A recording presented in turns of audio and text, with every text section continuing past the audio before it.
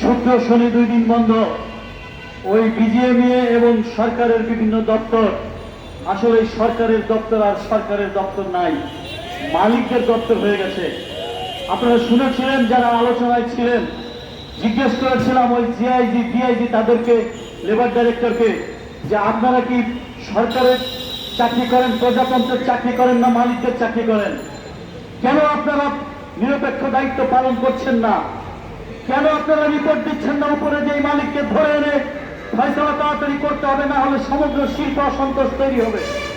ওনারাও নানাভাবে খেলে। সেই যে বন্ধের সময় শ্রমিকরা বিচ্ছিন্ন হয়ে যাবে। গতকাল আবার ওই বিজিএমইএ তারা ওই এলাকায় টিম নামিয়ে দিয়েছে শ্রমিকদেরকে বিভ্রান্ত করার জন্য। সেই বিভ্রান্ততে আমরা পড়ব না।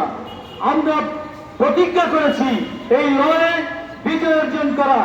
একদিকে আমাদের এই কারখানা থেকে দাবি আমাদের শ্রমিকদের সেই পাওনা, আর একদিকে আমাদের শ্রমিক শ্রেণীর মর্যাদা, ওই মালিকদের ষড়যন্ত্র, বিজিএমইএ এবং সরকারের ষড়যন্ত্রের তাপ ঠান্ডা জবাব দেওয়া। এই দুইটা চ্যালেঞ্জ আমাদের সামনে। এই চ্যালেঞ্জে আমরা মোকাবেলা করবই।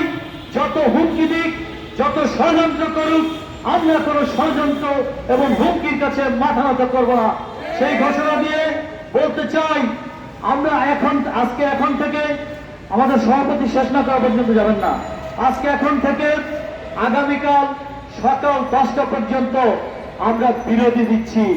আমরা আন্দোলনকে ছেড়ে দিচ্ছি না।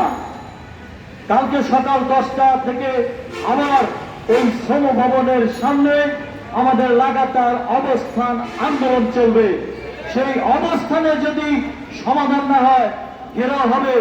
আমরা কিন্তু আপনাদের অবরুদ্ধ করতে বাধ্য হব। আইন আমাদের হাতে তুলে নিতে বাধ্য করবেন না। মালিককে কিছু বলতে পারেন না।